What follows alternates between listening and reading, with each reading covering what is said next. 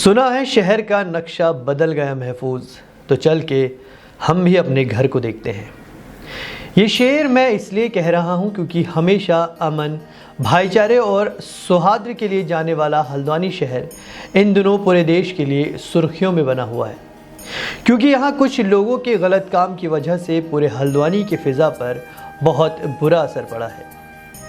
खैर ये तो अलग बात है, लेकिन आज हम हल्द्वानी के इतिहास की बात करते हैं कि किस तरह से हल्द्वानी शहर की बसासत हुई और किस तरह से हल्द्वानी पूरे कुमाऊं और गढ़वाल के लिए एक मुख्य व्यापार का केंद्र बन गया।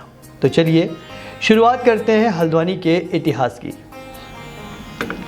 देखा जाए तो ये कोई बहुत पुरानी बात नहीं है जब हल्द्वानी यहाँ पर बने हुए बड़े बड़े भवनों के नाम से जाना जाता था, जैसे समता आश्रम, अब्दुल्ला बिल्डिंग, सरना कोठी, पीली कोठी, चौधरी भवन वगैरह वगैरह। उन दिनों हल्द्वानी में नैनीताल रोड से काठगोदाम तक बसासत नहीं हुआ करती थी, यहाँ पर बस जंगल हुआ करते थे। उन दिनों नैनीताल बरेली रोड में अब्दुल्ला बिल्डिंग एक बड़ा लैंडमार्क हुआ करती थी। देखा जाए तो आज भी हल्द्वानी में कई ऐसी बिल्डिंग हैं जो लैंडमार्क का काम करती हैं। इनमें से कुछ जैसे अब्दुल्ला बिल्डिंग या फिर पीली कोठी कह सकते हैं। बात सन 1920 की है, जब हल्द्वानी में बड़ी जगह काला ढूंगी हुआ करती थी, जो आज हल्द्वानी से लगभग 25 किलोमीटर दूरी पर है। कहा जाता है कि काला ढूंगी हल्द्वानी से भी पहले का बसा हुआ है। उन दिनों व्यवसाय का केंद्र हल्द्वानी नहीं काला ढूंगी होने से व्यापारियों का वहां पर आना जाना था, लेकिन धीरे धीरे व्यवसाय का केंद्र काला ढूंगी से हल्द्वानी की तरफ खिसकता रहा। हल्द्वानी के नाम पड़ने का भी अपना एक अच्छा किस्सा है। दरअसल यहाँ पहले हल्दू के पेड़ बहुतायत में हुआ करते थे, इसलिए इसे हल्द्वानी कहा जाने लगा। हल्द्वानी के पास जो मोटा हल्दू और हल्दू चौड़ नाम के स्थान हैं, उनका नाम भी इसी तरह पड़ा। कुछ इतिहासकारों का मानना है कि मोटा हल्दू के निकट वाले क्षेत्र को ही हल्द्वानी कहा जाता था। वहाँ पर फूस के छप्परों में लोग रहा करते थे। कहा जाता है कि 1834 में अंग्रेज कमिश्नर जॉर्ज विलियम ट्रेल ने इसे बसाया था। ट्रेल ने सबसे पहले अपने लिए यहाँ पर एक बंगला बनवाया जिसे खाम बंगला कहा जाता है। सन 1850 में यहाँ पक्के मकान बनने लगे और नगर का विस्तार होने लगा, पर समय के साथ साथ मोटा हल्दू एक गांव रह गया और आबादी वर्तमान समय के हल्द्वानी की ओर बढ़ने लगी। हल्द्वानी की जिस जगह को आज मंगल पड़ाव कहा जाता है, वहाँ मंगल के दिन एक बाजार लगा करता था और लोग अपनी ज़रूरत की चीज़ें वहाँ से ख़रीदा करते थे। बंजारों, तेलियों और सब्ज़ी वालों की बसासत इसी बाज़ार के कारण ही हल्द्वानी में हुई। वहीं पहले का पीपल टोला और आज का पटेल चौक मिर्च, घी, शहद और हल्दी, अदरक जैसे सामानों का साप्ताहिक बाज़ार हुआ करता था। हल्द्वानी के बुजुर्ग बताते हैं कि हल्द्वानी में कभी भी कोई फसाद नहीं हुआ। अंग्रेज़ों के ज़माने में अब्दुल्ला परिवार के बुजुर्ग बैलगाड़ी से नैनीताल और अल्मोड़ा व्यापार करने जाते थे। उन दिनों अब्दुल्ला परिवार को इस भावर के सबसे बड़े गल्ला व्यापारी के रूप में माना जाता था।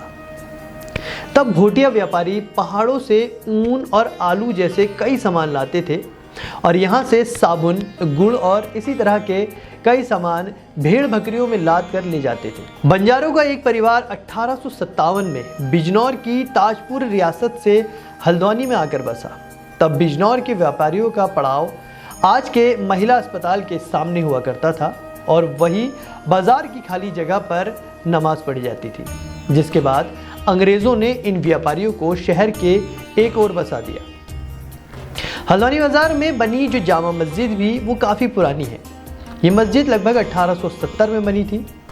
इसी तरह हल्द्वानी का कालू सिद्ध बाबा मंदिर भी अंग्रेज़ों के शासनकाल के वक्त अस्तित्व में आया था। बताया जाता है कि दशकों पहले कालू सिद्ध बाबा हल्द्वानी पहुंचे थे और तो उन्होंने यहाँ भगवान शनि की उपस्थिति जानकर एक मठ की स्थापना की, जो आगे चलकर कालू सिद्ध बाबा के मंदिर के रूप में परिवर्तित हो गया। अगर बात करें हल्द्वानी की भौगोलिक स्थिति की, तो हल्द्वानी कुमाऊं मंडल का सबसे बड़ा शहर है, जो समुद्री तल से लगभग 424 मीटर ऊंचाई पर है। हल्द्वानी की स्थापना सन 1834 में हुई थी उस समय हल्द्वानी पहाड़ का बाजार नाम से भी जाना जाता था। हल्द्वानी को कुमाऊं के प्रवेश द्वार के रूप में आज भी जाना जाता है। कुछ इतिहासकारों का कहना है कि 14वीं शताब्दी में चंद वंश के ज्ञानचंद ने दिल्ली सल्तनत का दौरा किया और उस वक्त के सुल्तान से अनुदान के रूप में गंगा तक भाबर तराई के क्षेत्रों को प्राप्त किया था। बाद में जब मुगलों ने पहाड़ियों पर कब्जा करने की कोशिश की तो लेकिन वो यहाँ की कठिन पहाड़ी भूमि के कारण सफलता प्राप्त नहीं कर सके। सन 1816 में यहाँ जब राजा रूपचंद का शासन हुआ करता था, तब से ही पहाड़ के ठंडी जगह के लोग यहाँ पर सर्दियों का समय बिताने के लिए आया करते थे। सन 1815 में जब यहाँ गोरखों का शासन हुआ था, तब अंग्रेज कमिश्नर गार्डनर के नेतृत्व में अंग्रेज़ों ने गोरखों को यहाँ से भगा दिया। गार्डनर के बाद जब जॉर्ज विलियम ट्रेल यहाँ के कमिश्नर बनकर आए, तब उन्होंने इस हल्द्वानी शहर को बसाने का काम शुरू किया। ट्रेल ने सबसे पहले अपने लिए यहाँ पर एक बंगला बनाया, जिसे आज भी खामगा बंगला कहा जाता है। सन 1882 में रैमजे ने पहली बार नैनीताल से काठगोदाम तक एक सड़क का निर्माण करवाया था। 1899 में यहाँ तहसील का कार्यालय खोला गया। सन 1907 में हल्द्वानी को शहर क्षेत्र का दर्जा मिला और हल्द्वानी काठगोदाम नगर परिषद की स्थापना 21 सितंबर 1942 को की गई। वर्तमान में हल्द्वानी हरिद्वार के बाद उत्तराखंड का दूसरा सबसे बड़ा नगर परिषद है। तो ये थे हल्द्वानी शहर का दिलचस्प इतिहास और इसी तरह की रोचक जानकारियाँ हम आपके लिए आगे भी लाते रहेंगे। तब तक आप बने रहिए ABPL न्यूज़ के साथ और हमारे YouTube चैनल को सब्सक्राइब करना ना भूलें। नमस्कार।